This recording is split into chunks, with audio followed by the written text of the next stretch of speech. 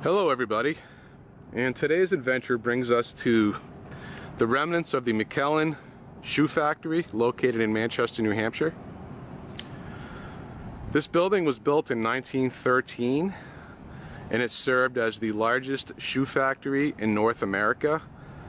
So at one time this place pretty much provided shoes for the whole United States.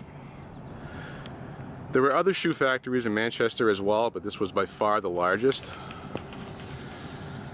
There's not much of the original structure that remains other than the structural supports of it. It's all been remodeled at least 5 times over the years. It served as various colleges and businesses. I'm not sure what it's being used as now because there's not many cars here, so it's probably vacant. But there's not a whole lot to see in this area, so I'm going to head on down to where that chimney stack is, because it's all original down there. So off we go, Tux.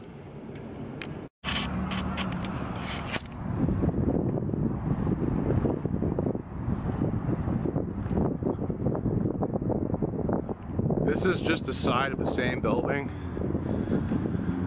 And that's Queen City Ave, and Queen City Bridge is right there. But I'm sure many of you have driven across this bridge thousands of times, if you've lived in this city anyways. And I guarantee you, most people don't think about why there's a giant smokestack here, as most people just don't care about history, but I do, and I like to share it with the best of my ability. Again, I'm not a history professor by any means, but I like to explore and film these things before they eventually get torn down or remodeled.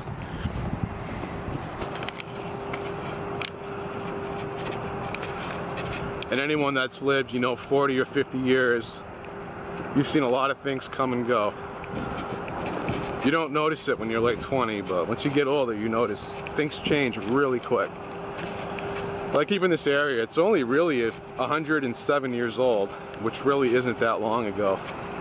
But when you're 20, 100 years sounds like 1,000, and it's really not. It goes by in a blink of an eye.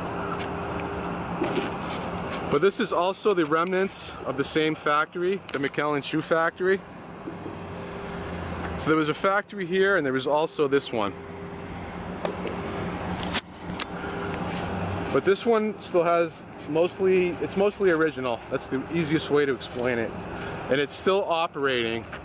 It's now a nylon company, so there is plastics being made here. And as far as I know, this is the oldest factory in New Hampshire that's still operating. Not New Hampshire, but Manchester. There's also, I believe, General Cable on the west side that's still operating. I'm not 100% sure, but I think it is. But if you paid attention to those pictures that I posted on the beginning of the video, that this was once a coal gantry right here. So there was the train tracks are right here. What would happen is the train would unload coal and it would get piled up right here. There was a crane system. The crane system was probably attached to these concrete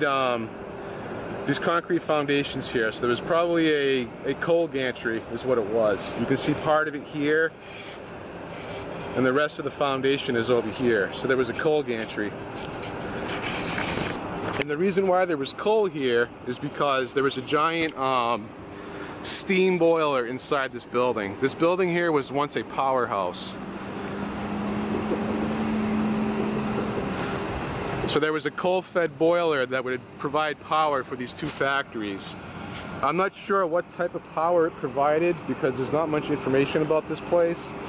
I don't know if it had an electric generator that powered everything, or if everything was powered by belts and pulleys. But there's still a lot of the old metal work here. It serves absolutely no purpose now, but it's still here. And originally, all these blue panels were once all windows. But as you can see, all the old panel glass is still on this factory.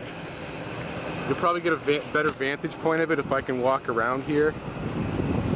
I haven't really been down here in 20 years, but I looked on Google Earth and I kind of planned a walking path for me. I was unaware that there was actually a bike path here now, which is kind of cool, so I get a new area to walk my dog. Yeah, I haven't been here in at least 20 years, probably longer than that, closer to 30. We used to hang out down here when I was like a late teenager. We'd come down here because there's a catwalk underneath this bridge. You can't really see it, but you can walk underneath the bridge all the way across to the west side. We used to like to hang out down there for whatever reason. Just doing teenager stuff. So over here we get a nice view of the old coal stack, the old chimney. And I believe this is the last high smokestack in Manchester, New Hampshire. There used to be quite a few of them, and this is the last one.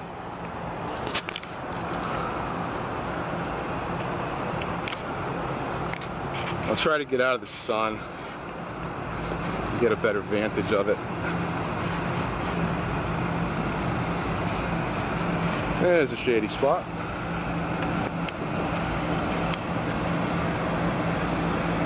Now it's serving as a cell phone tower.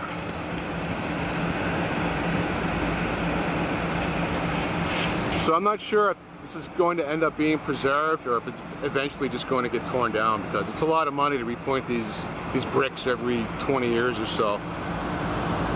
But over here you can see a lot of the old industrial metal that's still here. There's a lot of modern equipment as well, so this place is actually still being used.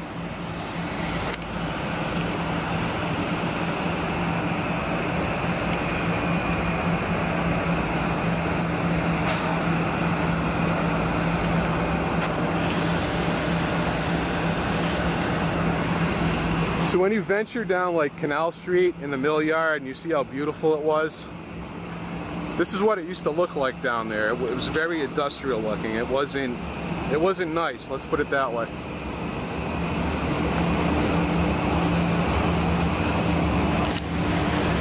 Even as a kid, I remember all the mill buildings.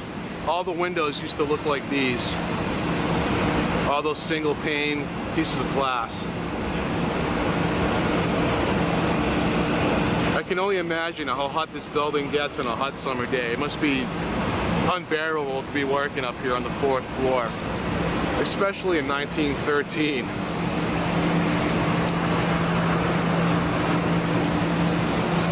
It's crazy how many shoes must have been made here.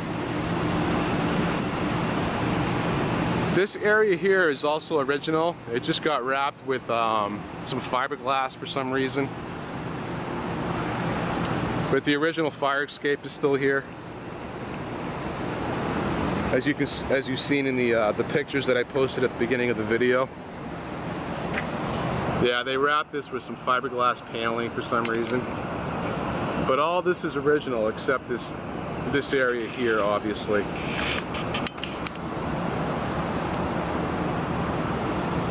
But this is the only mill in Manchester that I know of that still looks original. For now. It's just a matter of time until this business goes out of business because of China, and this is all going to be converted into apartment buildings, or it's going to be torn down because it is kind of rough. There's a lot of concrete that's deteriorating on this building, so there's a good chance that this will all just get torn down at some point. Concrete doesn't last. The red bricks do though. That's why the mill yard will always be around.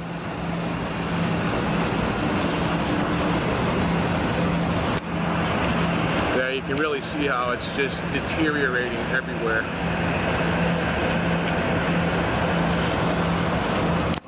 I give it another 20 years tops and this will all be destroyed.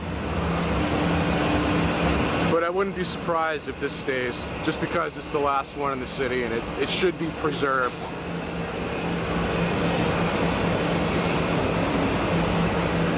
Even as a kid, I'm pretty sure there was at least 2 other smokestacks that were still up in the air that got torn down at some point. I vaguely remember it. But now we'll walk down towards the Queen City Bridge.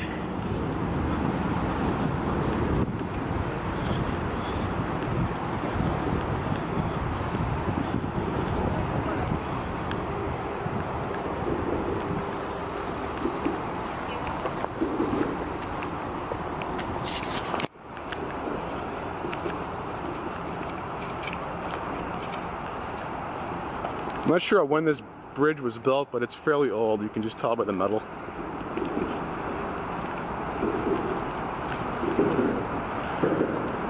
Yeah, you can barely see the catwalk, but there's one right there that crosses the whole bridge. It's kind of cool to go up there. It's all gated off now. You're not allowed up there, but I'm sure kids still find their way to get out there.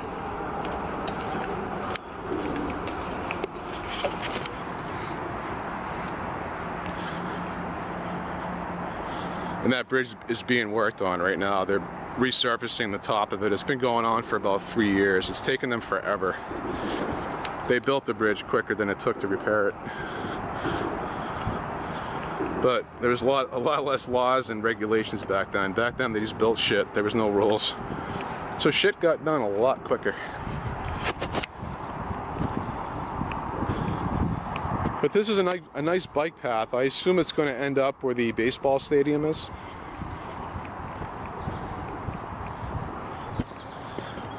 How you doing, little guy? Yeah, it sucks I can't bring my golden retriever for walks anymore. He's aging really fast. So now he only goes on mini walks. Like, he's good for about 15 minutes and then he just wants to go back home. Which stinks, but he's had a great life. He's gone on a lot of adventures. He's lived in Florida. He's climbed mountains. He's spent most of his life in the woods running free. So he's had a great life and he's eaten very well. Let's put it that way.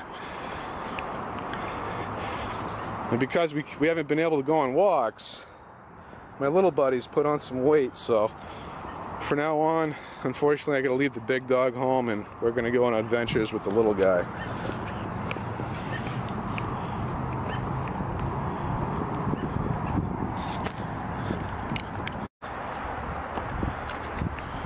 We're still walking along the bike path that follows the Merrimack River. And these are those condos that you can see from the highway. I've never been down here, but these are kind of cool. I think these were all built around 10 or so years ago. They actually recycled some of the old granite that was here. So you can see the old, those are the old split marks right there when they would chisel them until the granite would split in two. But these are all old and they recycled them. So there may have been some sort of a structure here at one point. I know the railroad used to follow the whole river all the way down to, I believe, Lowell. And Lowell was another factory town. Not quite as big as Manchester, but there was a lot of industrial stuff down there also. And all the mills were connected.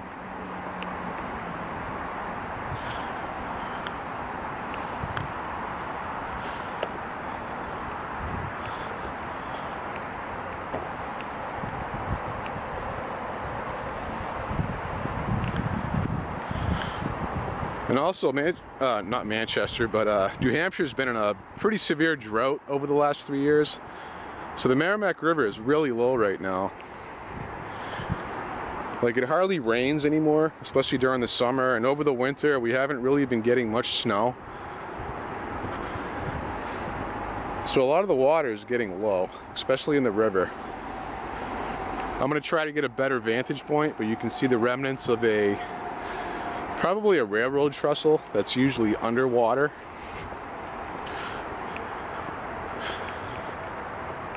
Yeah, the river's down at least 8 to 10 feet. I mean, it's dammed up a little north of here, so it's holding the water back, but still, it's very low, very low. Yeah, I can see the bridge a little better here.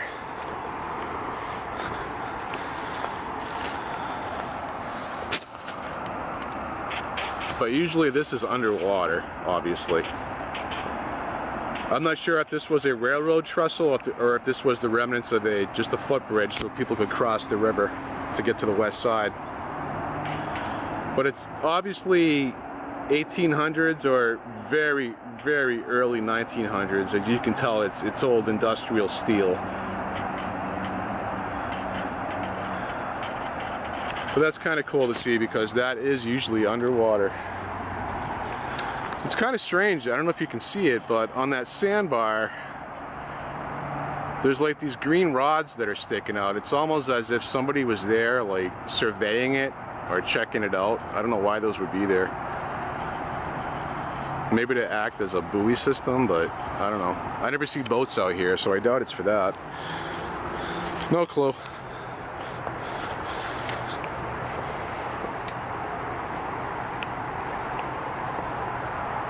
And this here is actually an old railroad trestle that's been converted into a footbridge, which connects to the west side of Manchester. The city did this, I don't know, 10 or 15 years ago, something like that. So instead of knocking the bridge down, they repurposed it. Yeah, you can tell it's an old bridge because it's made out of, you know, old school steel, the real metal. Not the recycled crap that you see today. This bridge will last another 100 years all day long. It's not made out of recycled Hondas and pots and pans. It's real steel. And over here you get a little vantage point of Manchester, New Hampshire. Kind of a nice view. I believe that's the Jefferson Mill that you can see right there where that tower is. Might be the Pandora, but I'm pretty sure that's, yeah, that's the Pandora, if I believe. If I get my bearings correct. You get me all tangled up, buddy. Now we'll venture off a little further down the trail. And we see some more condos. These are more like apartments now versus the side-by-side condos.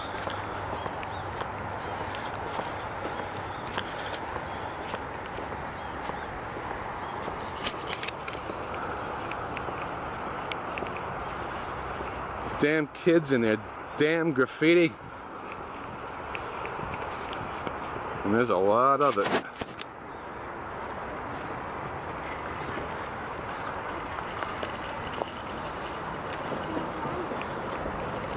Yeah.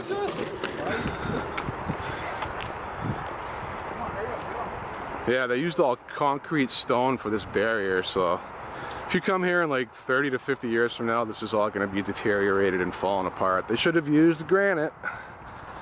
Concrete doesn't last.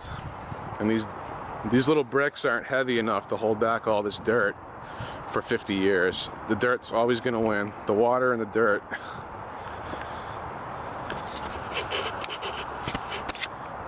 Granted, granite would probably cost a lot more money, but it would also last.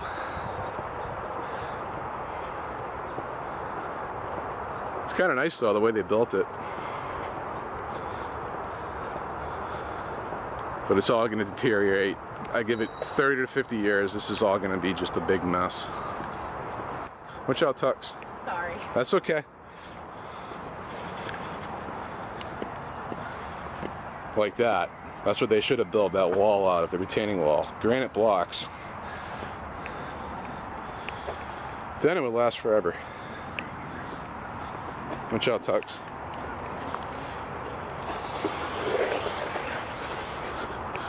Even bike riders are on their phones and not paying attention. The guy would have ran right into me if I wouldn't have moved over. And this here is the back side of the baseball stadium. They call it Delta Dental Stadium, which is kind of generic. I don't know why everything's going to be so corporate nowadays. It'd be like calling Fenway Park the Jiffy Lube Stadium. You know what I mean? They couldn't come up with a better name than that. Your home plate. I know they probably own the park or own the rights to the name, but still, they could have named it something else. Good boy, Tux. Right? Tux is well behaved. I'm like the psycho dog. Right? Actually, Tux is the one that usually instigates things. He was being pretty mellow right there. Right? You're a little psycho dog, too. He's actually fearless. He really is. That's obviously the parking garage. It is a nice stadium. I don't know. I could see myself coming out here for something. At least once in my lifetime. I'm sure they have other things here other than baseball. Otherwise, this place would be out of business.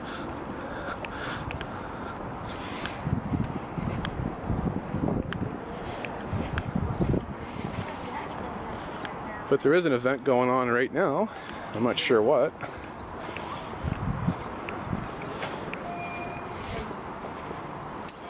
Probably a game. The taco trucks are not open. I would have grabbed a taco. I'm sure that little bus has got some good tacos. Superstar tacos.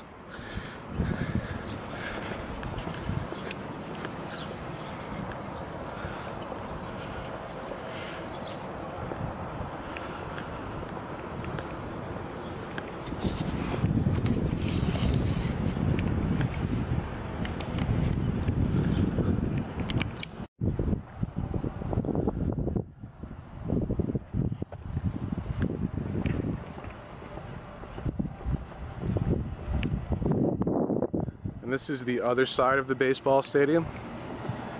And we're almost at the Trainyard, which is where I'm heading next.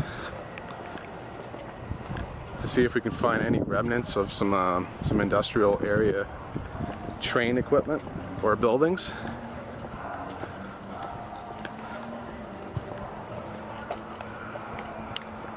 But here's the inside of the stadium. All the players are practicing right now or warming up for a game. But it is a nice little stadium, that's for sure. But over here is the destination. This is where the Trainyard used to be. Or the train junction, that'd be the best way to explain it. I think that's the right word. So this is the yard where trains would get diverted into different directions and whatnot. It was basically a traffic stop. But there are some remnants here. I have no clue what this piece of concrete was for. But it obviously held something in place, you know, 100 years ago at least. It's actually got some brick on it, so I have no clue what this was for. It could be completely upside down, it could be sideways. It could have just been a barrier.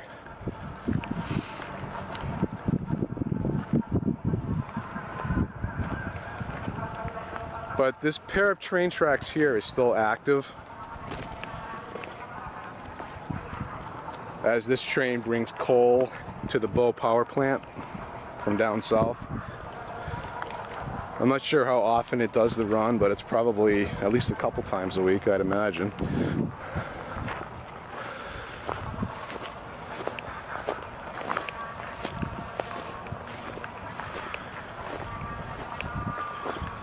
And I see some old metal over here. Let's go check this out.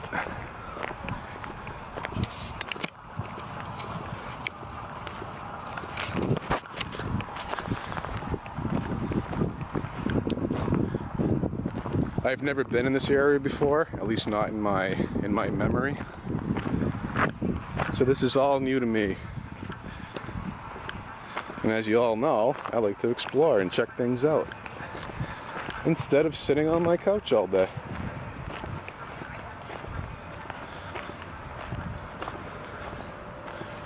Yeah, who knows what this was, but obviously it's old metal. So there was some type of structure here at some point. I also see a picket fence or some type of fence in the woods. So if any of you old timers remember what this was, feel free to leave it in the comments. But I think you'd have to be really old to remember that. There's also some, there is something here also, some type of stockade fence. So who knows what was here. There's probably a building of some sort right here. But here you can see some of the old tracks that haven't been used in who knows how long. I'd say at least 40 years.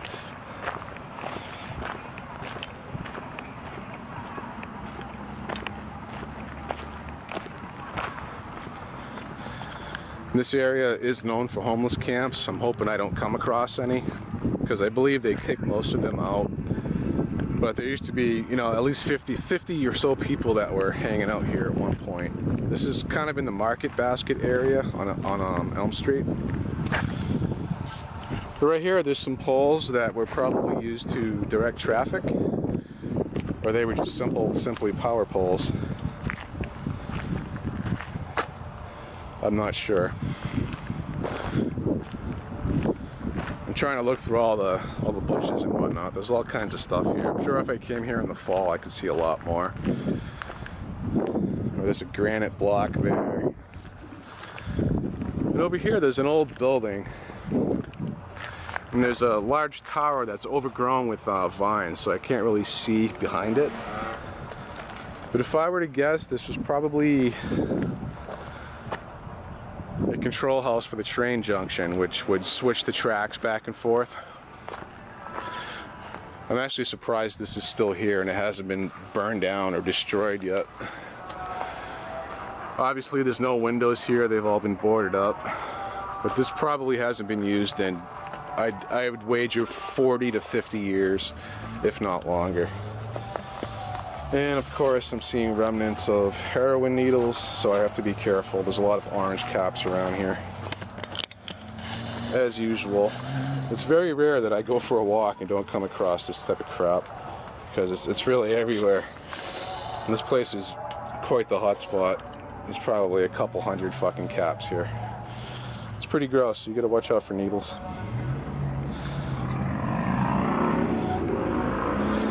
Which is sad. It really is. But I'm not getting into that right now. Alright, let's check this building out. By looking at it, I'd say it's definitely mid to late 1800s. Although it does have concrete, so it could be early 1900s. Oh, and right here there's remnants of the actual switch. This is a mechanical device. I'm fairly certain it was hand powered. Obviously it's not going to move, but what this did is whoever worked here would pull that lever. I don't know if it was machine operated or not, and that lever would actuate this track here, if I can find it. Where is it? Where does it start? Right here. You can see where the other track kind of blends into it. And for you youngsters that don't know nothing about trains, this is where the trains would switch directions or go on a different track. Fairly simple. And there's actually remnants of a container here that was left behind. Should I dare to venture over here? I will. What are they going to do? There might be some homeless people here, so I'll be quiet and respect them.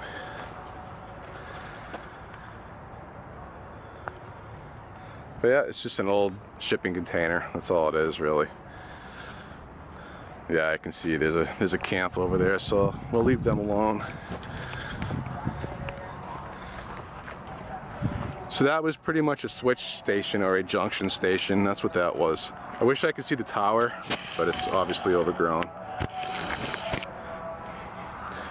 And I'll venture off to the next section, which is the large train yard. Just taking a quick break and watering the dog. Right, Tux? You're a little warm today, huh? It's actually not that bad out. It's like 10 in the morning on a Sunday. It's probably about 80 degrees right now.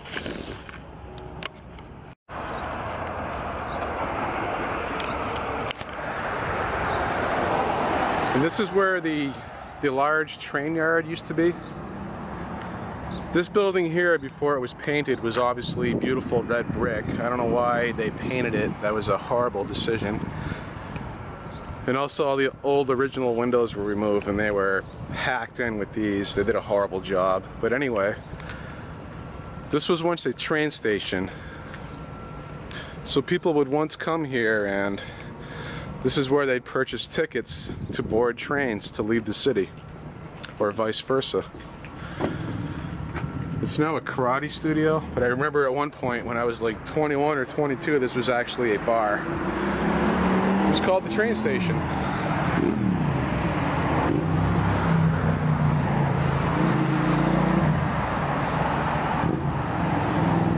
So if I would have been here, or if would have been here 100 years ago, there'd probably be, you know, 100 people here just boarding or getting off trains to get to their destinations during the simpler times. I wish I would have lived there back then, that's for sure. Because back then everybody worked locally. You didn't have cars where you'd have to travel fucking an hour a day to get to work, you know what I mean? You pretty much stepped out your door and walked a block away and you were at work. But this was once a train yard at some point. It was probably still functioning, I don't know, 50 or 60 years ago is my guess. But again, that was once a red brick building and they made a horrible decision and painted it. But it still got the original roof on it, which is quite impressive considering how old this building probably is. Again, the old stuff was built a lot better than anything today, especially the metal. Modern metal just, it rusts really quick. You can see it in vehicles. You know, I've seen old Model A and Model T Fords that have been sitting in the woods for who knows how long and they're not rotted away yet, versus if you take a, you know, a 2010 Honda Civic and put it in the woods, it'll be rotted out in 20 years. It'll be a pile of 10. But anyway, enough of that. So at one point there was this is where all the train tracks would kind of meet. They meet right here. And I wouldn't be surprised if this large building was some sort of a maintenance building for the trains. Again, I'm not a historian, I'm just kind of guessing.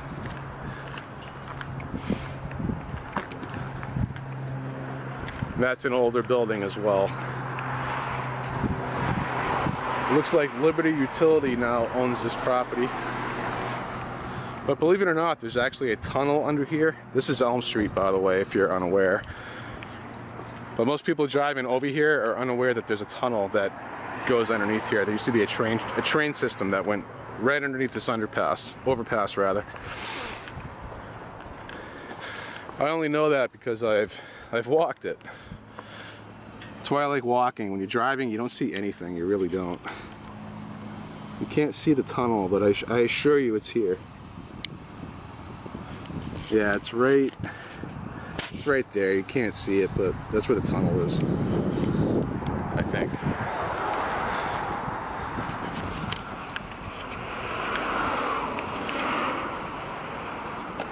You get a nice view of the Untitled Mountains.